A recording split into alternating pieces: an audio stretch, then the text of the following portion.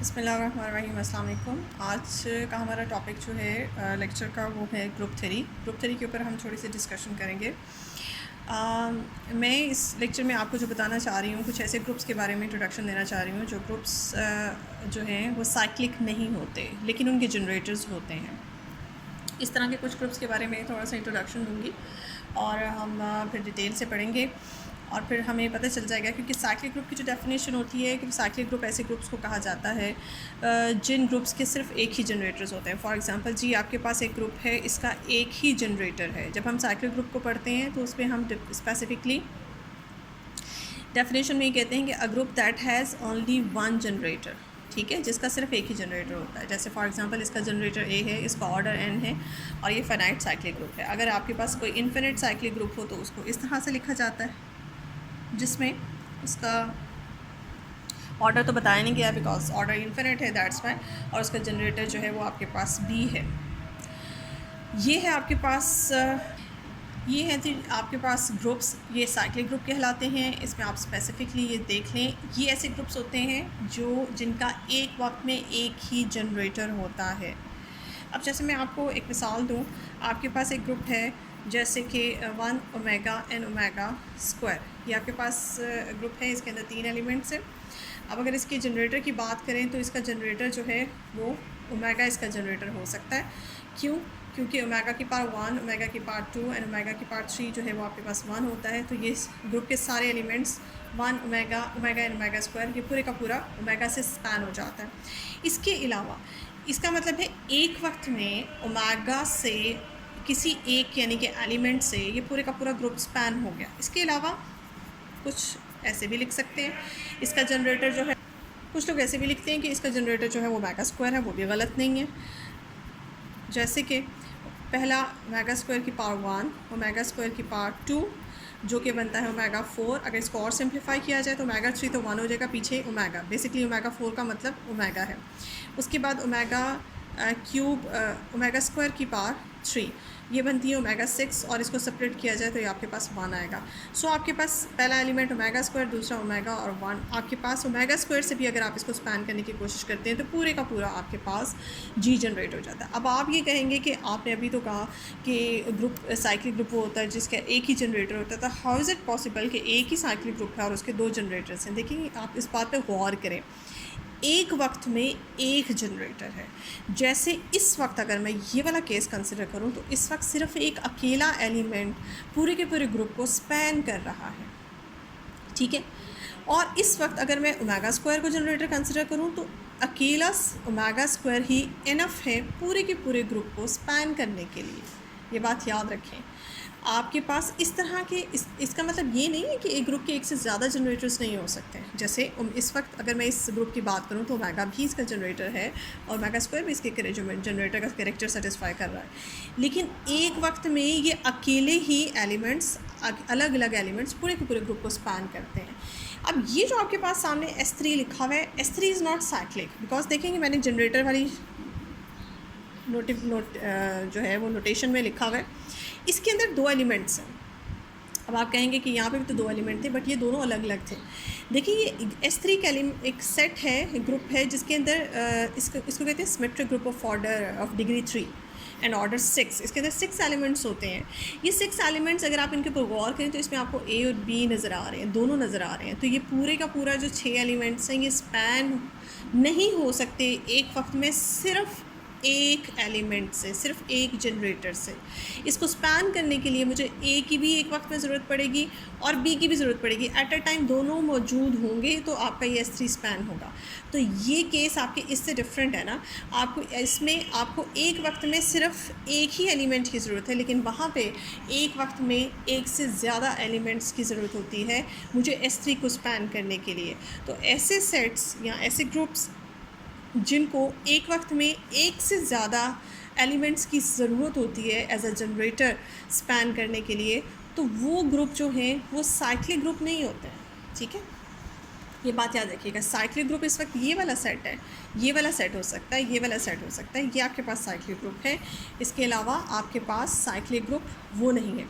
अब बात चली है तो फिर मैं आपको ये भी बता दूं, अब ये कैसे पहचान होगी कि जैसे इस तरह के जो साइक्लिक ग्रुप होते हैं उनके कौन कौन से एलिमेंट्स उनके जनरेटर्स बनेंगे, ठीक है, और कितने जनरेटर्स होते हैं, ठीक है। तो अब आपने देखा जैसे इस ग्रुप का ऑर्डर जो है वो 3 है, इसके 3 एलिमेंट्स हैं और इसके ये 2 एलिमेंट्स जो हैं वो इसके जनरेटर बने हैं। तो उसकी पहचान ये होती है कि आपके पास मिसाल के तौर पे अगर ये ग्रुप है,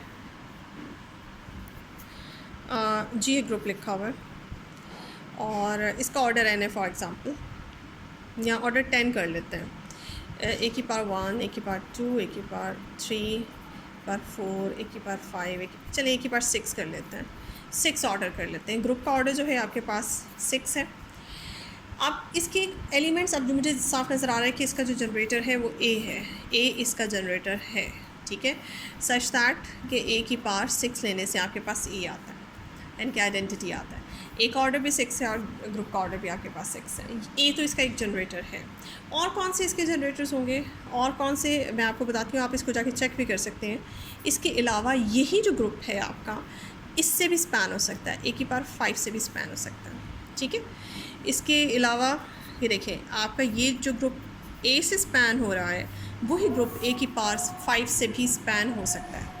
अब आपको मैं ट्रिक बता दूँ, ये एक थ्योरम है जिसकी स्टेटमेंट है जो हमें बताती है कि कौन कौन से एलिमेंट्स जो हैं वो आपके ग्रुप के जनरेटर्स बन सकते हैं। आपके ग्रुप के जनरेटर्स जो हैं वो एलिमेंट बनेंगे जिनका ग्रुप के ऑर्डर के साथ जो रिलेशन है वो को प्राइम का रिलेशन होगा। फॉर एग्ज़ाम्पल, अब जैसे साइक्लिक ग्रुप, इस वक्त मैं साइक्लिक ग्रुप्स की बात कर रही हूँ, तो साइक्लिक ग्रुप के जितने भी एलिमेंट्स हैं वो सारे के सारे किसी जनरेटर की पावर में लिखे होते हैं। ये सारी पावर्स जो हैं, अगर ये के से रिप्रेजेंट कर रहे हैं अगर हम इन्हें फॉर एग्ज़ाम्पल, तो के और ग्रुप का ऑर्डर जो है वो आपके पास 6 है, वो सारे नंबर्स के जो 6 के साथ को प्राइम होंगे वो केस जो ए की पावर में जब आएंगी तो वो एलिमेंट जो है आपके पास जनरेटर बनेंगे। अब जैसे मैं सारे देख लूँ, 1 और 6 को प्राइम है, 2 और 6 को प्राइम नहीं है, 3 और 6 को प्राइम नहीं है, सॉरी को प्राइम नहीं है, 4 एंड 6 को प्राइम नहीं है, 5 एंड 6 को प्राइम है और 6 और 6 को प्राइम नहीं है। तो कौन से एलिमेंट्स है जो को प्राइम है 6 के साथ, इसमें से कौन सी पावर्स एज की हैं, जनरेटर की हैं, जो कि 6 के साथ को प्राइम है, ग्रुप के ऑर्डर के साथ को प्राइम है, वो सिर्फ एक 1 बचती है और एक 5 बचती है। तो ए की पावर 1 इसका जनरेटर है और ए की पावर 5 इसका जनरेटर है। इसके अलावा अगर आप बाकी एलिमेंट्स को चेक करना चाहते हैं, ए स्क्वायर को, ए क्यूब को, ए 4 को, या आइडेंटिटी, तो इसका जनरेटर हो ही नहीं सकता, आइडेंटिटी से सारे एलिमेंट स्पैन हो ही नहीं सकते।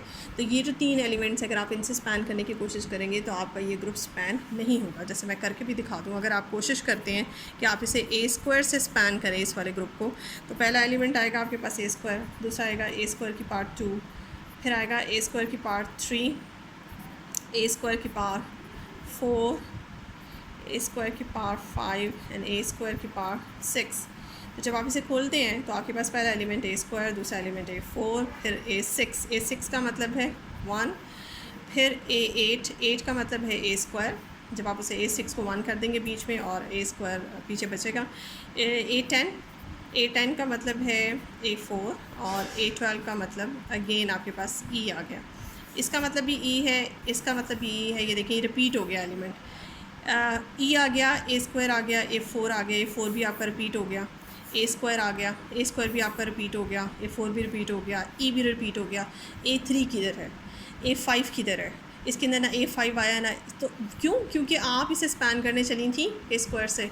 2 का और 6 का जीसीडी को, 2 और 6 आपस में को प्राइम नहीं थे, दैट्स वाई वो एलिमेंट्स, वो पावर्स जो को प्राइम नहीं होंगी, अगर आप उस वाले से आप जनरेट करेंगे तो फिर आपका पूरा ग्रुप जनरेट नहीं होगा। तो ये एक ट्रिक है जो थ्योरम के रिज़ल्ट के तौर पे आपके सामने है। एक थ्योरम भी आपके पास आपने पढ़ा होगा, उसमें ये बताया जाता है कि कौन कौन से एलिमेंट्स जो हैं किसी ग्रुप के उसके जनरेटर्स हो सकते हैं। एक तो ए जनरेटर है और ए की वो पावर जो कि आपके ग्रुप के साथ को प्राइम होती है वही इसका जनरेटर हो सकती है, और कोई जनरेटर नहीं हो सकता। तो इसका मतलब ये हुआ कि एक साइक्लिक ग्रुप के एक से ज़्यादा जनरेटर होते हैं, लेकिन एक वक्त में एक ही एलिमेंट उसको स्पैन पूरे को पूरा कर लेता है, एक से ज़्यादा नहीं करता। S3 वाला हिसाब नहीं है यहाँ पे। अच्छा जी, हमारा असल काम जो था वो S3 के ऊपर था, S3 को हम चेक करने लगे थे।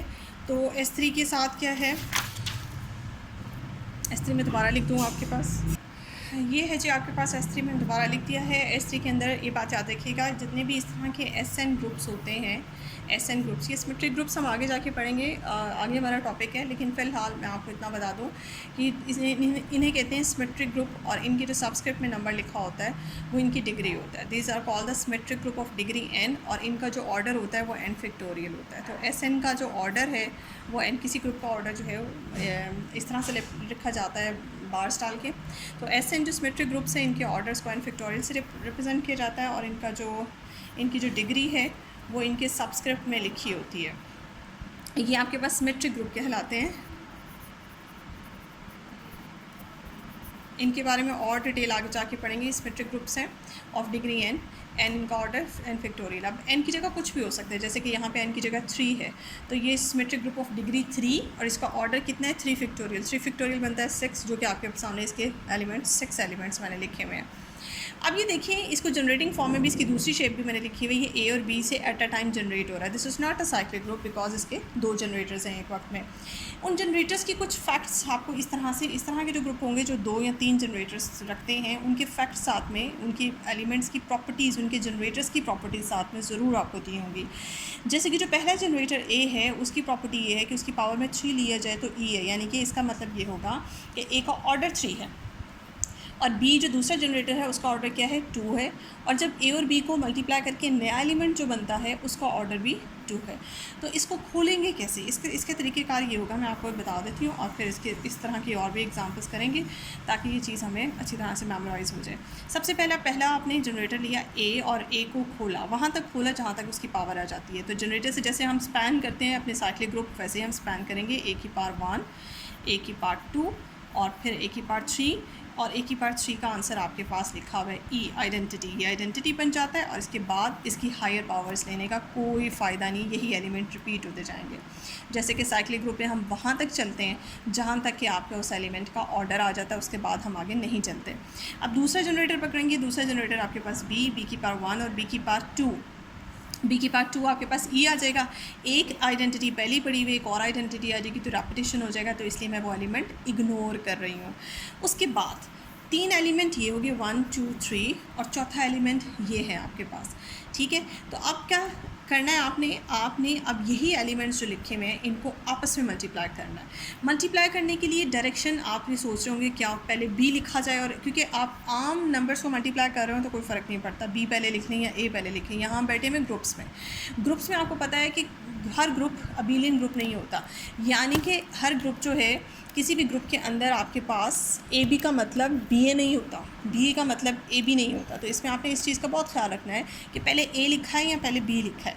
ठीक है, तो आपने क्या करना है, आप अपनी डायरेक्शन A की डायरेक्शन रखें। अगर आप A की तरफ से लेफ़्ट हैंड साइड से शुरू करते हैं तो पहले ये इस एलिमेंट को B से मल्टीप्लाई करें तो आपके पास नया एलिमेंट जनरेट होता है AB। फिर आप इस एलिमेंट को दूसरे एलिमेंट को B से मल्टीप्लाई करें तो अगला एलिमेंट आपके पास A² B स्पैन होता है। और फिर आप इस तीसरे एलिमेंट को जब आप B से मल्टीप्लाई करते हैं, दैट इज़ E से B को मल्टीप्लाई करने के बाद वापस B आ जाता है, और फिर रेपिटेशन आ जाएगी। किसी भी साइड पे रेपिटेशन नहीं होनी चाहिए, तो उस रेपिटेशन को मैंने इग्नोर किया। तो आपने इस चीज़ को मद्देनज़र रखना है। ब्लाइंडली हमने एलिमेंट्स को मल्टीप्लाई कर करके नहीं लिखना, हमने देखना है रेपिटेशन तो नहीं हो रही, कोई एलिमेंट रिपीट तो नहीं हो जाएगा। तो 3 एलिमेंट ये थे, चौथा, पांचवा और छठा। ये देखिए 6 के 6 एलिमेंट्स आपने जनरेट कर लिए। लेकिन खैर बहरहाल थोड़ी सी नो हाउ होनी चाहिए, ऐसे नहीं। एक तो आपको पता होना चाहिए कि कैसे 2 जनरेटर हों, 3 जनरेटर्स हों, उनसे एलिमेंट्स स्पैन किए जाते हैं, और फिर इस तरह से।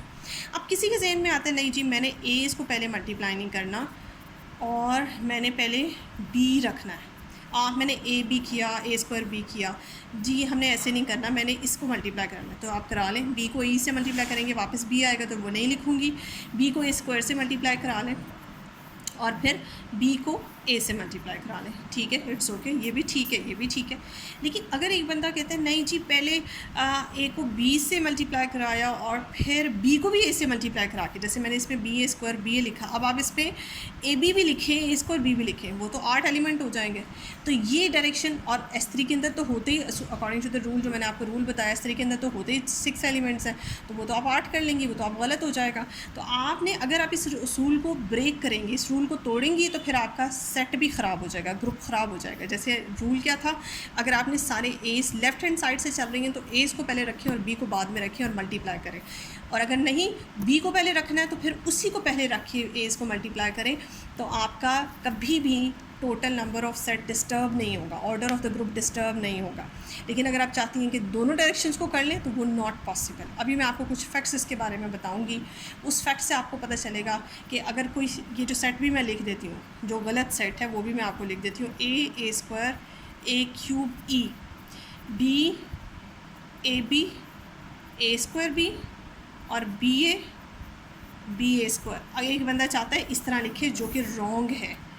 अभी मैं बताऊंगी ये रॉन्ग क्यों है। एक तो ये सबसे पहले एक इसकी रॉन्ग होने की वजह तो आपके सामने आ गई कि ऑर्डर डिस्टर्ब हो गया ना, ऑर्डर तो 6 था S3 का, वो 8 हो गया।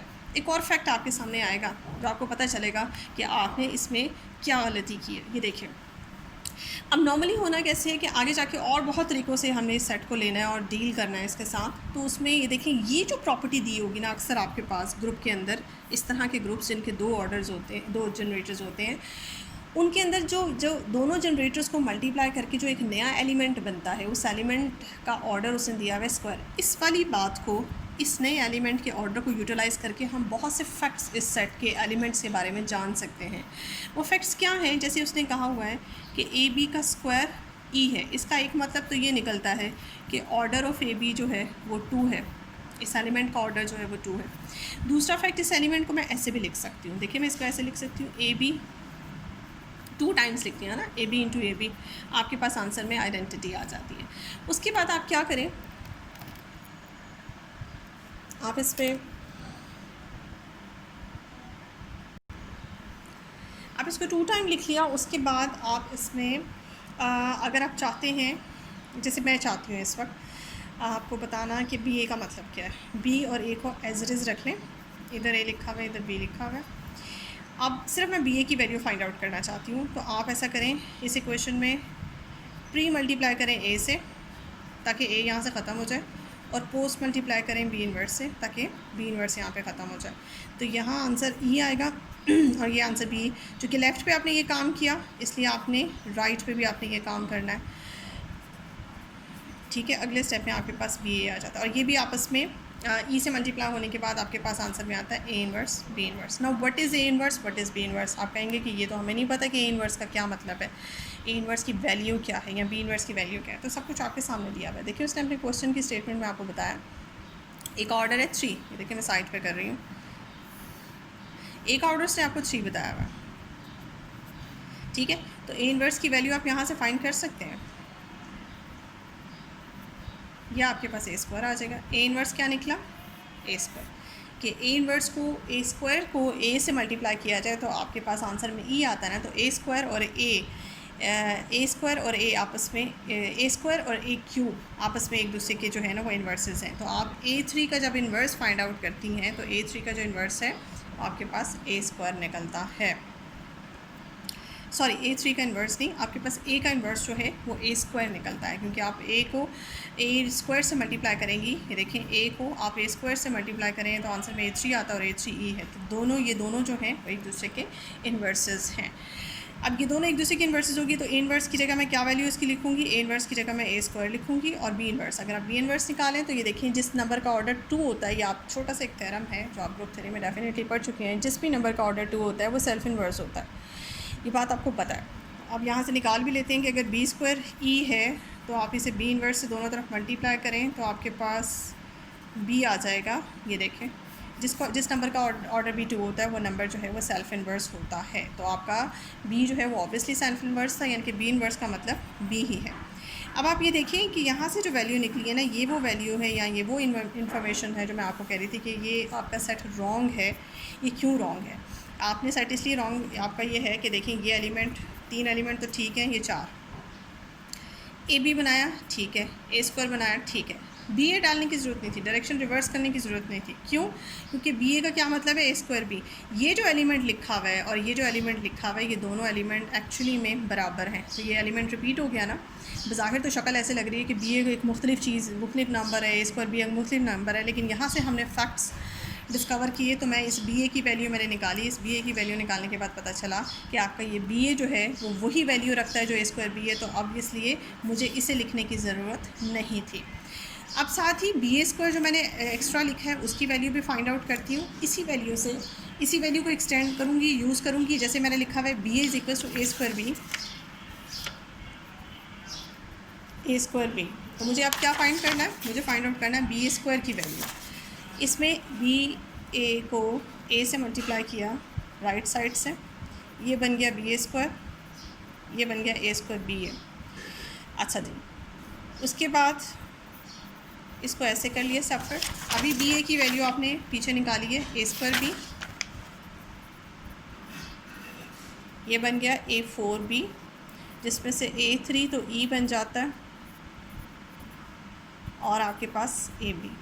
अब बी ए स्क्वायर क्या है, ए बी। ये देखिए, ये जो आपने बी ए स्क्वायर लिखा हुआ है इसका मतलब ए बी है, तो इसका मतलब है ये रिपीट हो गया ना, एक वैल्यू रिपीट हो गई, तो इसको भी लिखने की ज़रूरत नहीं थी। क्यों लिखने की ज़रूरत नहीं है, अब आपको पता चल गया कि आपने ए की डायरेक्शन का ख्याल रखना है। या आप इस तरह लिख सकते हैं या आप इस तरह लिख सकते हैं। तो अगर आप दोनों तरफ से मल्टीप्लाई करेंगे दोनों जनरेटर्स को, तो आपका काम ख़राब हो जाएगा, ऑर्डर भी डिस्टर्ब हो जाएगा और एलिमेंट्स भी रिपीट हो जाएंगे। आपको पता ही नहीं चलेगा कि बज़ाहिर दिखने वाले मुख्तलिफ एलिमेंट्स आपस में वो सेम वैल्यूज़ रखते हैं। ठीक है जी, होप सो कि आपको समझ आ गया होगा। इसके बाद और भी मेरे पास कुछ ग्रुप हैं, जैसे जिसकी मैं मिसाल दे दूँ आपको। जैसे कि कुछ डायहेड्रल ग्रुप्स होते हैं, उनके बारे में भी बता दूँ। डायहेड्रल ग्रुप्स जो हैं ये आपके सामने लिखे डायहेड्रल ग्रुप्स, इनके भी जनरेटर्स सिमेट्रिक ग्रुप्स की तरह दो जनरेटर्स होते हैं। और इसमें आपके पास जो है ये फैक्ट है कि डायहेड्रल ग्रुप के सबस्क्रिप्ट में भी वैसे ही एक नंबर लिखा होता है, जैसे सिमेट्रिक ग्रुप के सबस्क्रिप्ट में नंबर लिखा होता है। और इसकी ये से हम डिग्री कहेंगे। और इसमें जो पहला जनरेटर है, एक जनरेटर होगा, कोई भी रख लें आप, चाहे ए रख लें चाहे बी रख लें, उनमें से एक जनरेटर की डिग्री वही होगी, यानी कि ऑर्डर वही होगा जो ये नीचे आपने सबस्क्रिप्ट में एन लिखा हुआ है। और दूसरे जनरेटर का ऑर्डर हमेशा 2 होगा, और उन दोनों को मल्टीप्लाई करने से भी जो आपके पास नया एलिमेंट आता है वो एलिमेंट भी आपके पास ऑर्डर 2 का होगा। ये आपने डेफिनेशन याद कर लेनी है। अब चाहे आपके पास डी एन आ जाए। अच्छा जी, डीएन का ऑर्डर भी मैं आपको बता दूं। डिग्री तो मैंने आपको एन बता दी, लेकिन डीएन का ऑर्डर हमेशा कैसे फाइंड आउट करते हैं, आप इसके सबस्क्रिप्ट को 2 से मल्टीप्लाई कर दें तो आपके पास इसका ऑर्डर निकल आता है। तो अगर यहाँ पे आपके पास 4 है तो फिर D4 का ऑर्डर जो है वो आपके पास 8 निकलता है, D2 का ऑर्डर जो है आपके पास 4 निकलता है, एंड सो ऑन। इस तरह के आप ऑर्डर्स बना सकते हैं। तो ये तरीक़ेकार है लिखने का। S3 जो है बहुत से पॉइंट्स पे, बहुत से सबस्क्रिप्ट्स पे इसकी वैल्यू डीज के डायहेड्रल ग्रुप्स के बराबर हो जाती है। देखिए इसमें और इसमें क्या फ़र्क है, ये मैं आपके सामने लिख दूँ ताकि आप खुद ही इससे कंपेयर कर सकें।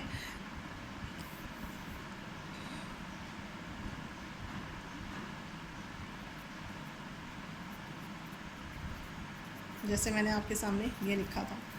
तो S3 जो है इसके एलिमेंट 6 हैं, और इधर D3 के एलिमेंट्स भी 6 होते हैं। तो D3 जो है वो आपके पास S3 के बराबर ही हो जाता है। ठीक है, तो यहाँ मैं लिख दूँ D3 जो है वो आपका S3 के बराबर ही हो जाता है। बहुत सी पोजीशंस पे S सिमेट्रिक ग्रुप्स और डायहेड्रल ग्रुप्स बहुत से एंड्स पे आपस में एक दूसरे के बराबर हो जाते हैं।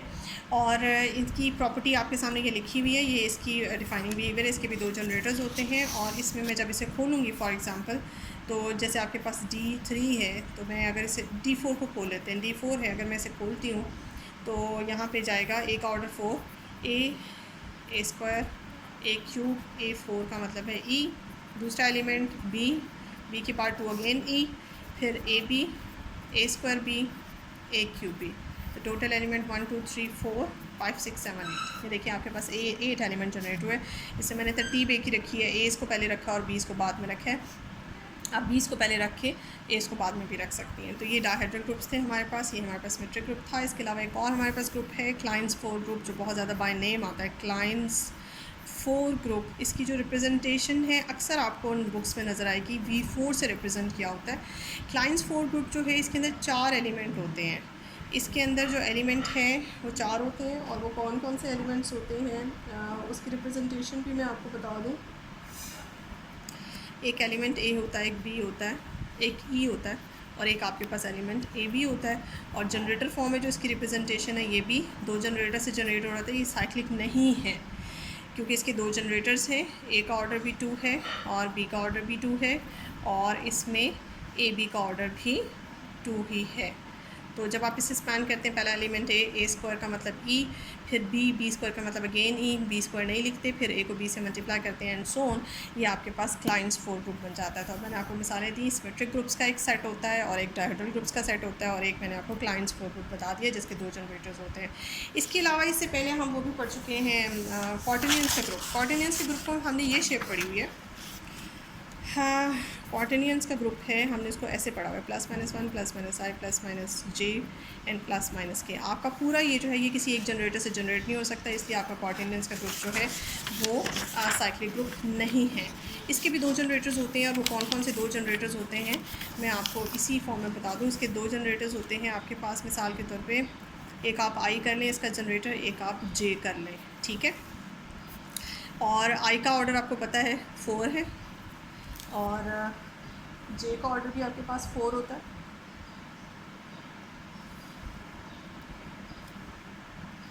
जे का ऑर्डर भी आपके पास 4 है। इसके अलावा आई स्क्वायर का मतलब जो है आपके पास -1 है, आई स्क्वायर का मतलब जे स्क्वायर का मतलब, और आई इंटू जे का मतलब के स्क्वायर का मतलब सेम है। क्यों? क्योंकि आपको पता है आई स्क्वायर का मतलब -1 होता है, पता है ना आपको, ये हम कर चुके हैं। आई स्क्वायर का मतलब -1 होता है, जे स्क्वायर का मतलब आपके पास -1 होता है। इसमें फिर इस तरह से जे स्क्वायर का मतलब -1 होता है, के स्क्वायर का मतलब -1 होता है, और ये भी आपको पता है कि आई डॉट जे किया जाए तो आपस में आपके पास आंसर में के आता है। तो आई डॉट जे का यहाँ मतलब के है, के का स्क्वायर -1, जे का स्क्वायर -1 और आई का स्क्वायर -1 देता है। यहाँ सिर्फ इतनी इन्फॉर्मेशन आपको दी हुआ करेगी। अब ये तो मैंने आपको बड़ी रियलिस्टिक तरीके से बता दिया कि आई और जे इसके 2 जनरेटर्स हैं। अगर कोई लिखना चाहता है नहीं जी आई जे इसके जनरेटर्स नहीं हैं, आई के इसके जनरेटर्स है, तो लिख लें, क्योंकि आई जे और के तीनों के बिहेवियर सेम ही है, वो भी लिखा जा सकता है। आई का ऑर्डर 4, जे के का ऑर्डर 4 होता है, और आई का स्क्वायर, के का स्क्वायर एंड आई के डॉट आई का स्क्वायर, जो कि आपके पास जे बनता है, उसका स्क्वायर भी सेम है। कोई कहते हैं नहीं जी जे के जनरेटर होते हैं, तो ठीक है, इट्स ओके, जे और के से जनरेट कर लें। जे का ऑर्डर भी 4 है, के का ऑर्डर भी 4 है, और आई का स्क्वायर, सॉरी जे का स्क्वायर, के का स्क्वायर और जे डॉट के का स्क्वायर जो कि आई बनता है, ये बराबर होता है। लेकिन जो आपको शेप नज़र आएगी, हाँ, उसके अंदर क्या कहते हैं, बहुत से जनरली बुक्स में उसने इस तरह से क्वार्टेनियंस के ग्रुप को लिखा होगा। क्वार्टेनियंस के ग्रुप यहाँ तो मैंने बहुत आराम से आपको बता दिया कि यही जो एलिमेंट है, इन्हीं में से 2 एलिमेंट उठ के इसके जनरेटर आई जे, जे के या आई जे या के आई, इनमें से कोई एक बन जाता है। लेकिन क्वार्टेनियंस का ग्रुप जो बुक में आपको अक्सर नज़र आएगा बुक्स में, वो आपको ऐसे लिखा हुआ करेगा, ए और बी इसके कोई से 2 जनरेटर्स हैं सच दैट ए का ऑर्डर 4 है, और क्या इन्फॉर्मेशन है, ए का स्क्वायर, बी का स्क्वायर और ए बी का स्क्वायर बराबर है। अब यहाँ पे आपको पता चल जाना चाहिए ए और बी का क्या मतलब है, या तो आई जे होगा, या आई के होगा, या जे के होगा, ठीक है। तो ज़्यादातर जो फॉर्म आपको यूज़ होगी वो इस तरह से होगी।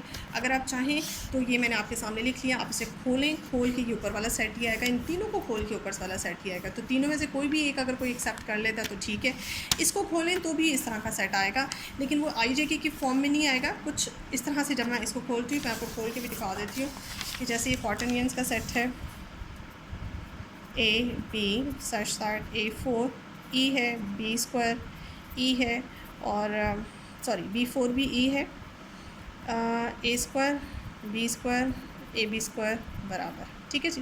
तो जब आप इसे खोलेंगे 8 element A square, A cube, A4 का मतलब है ई, फिर आप बी खोलेंगे, फिर आप बी स्क्वायर खोलेंगे, ठीक है। बी स्क्वायर का मतलब और ए स्क्वायर का मतलब चूँकि बराबर है, इसलिए आप बी स्क्वायर यहाँ पे नहीं लिखेंगे, ठीक है। तो बी स्क्वायर नहीं लिखेंगे, और फिर आप लिखेंगे बी क्यूब, ठीक है, बी क्यूब आप लिख सकते हैं। B4 भी नहीं लिखेंगे, बिकॉज B4 का मतलब ई है, और ई आपका ऑलरेडी आ चुका है, और बी स्क्वायर का मतलब ऐसे ही ए स्क्वायर है, ए स्क्वायर का मतलब बी स्क्वायर है, तो मैंने बी स्क्वायर भी नहीं मिस कर दिया इसीलिए। उसके बाद अब आप मल्टीप्लाई करें, आपके कितने एलिमेंट हुए, 1 2 3 4 5 6 हुए हैं।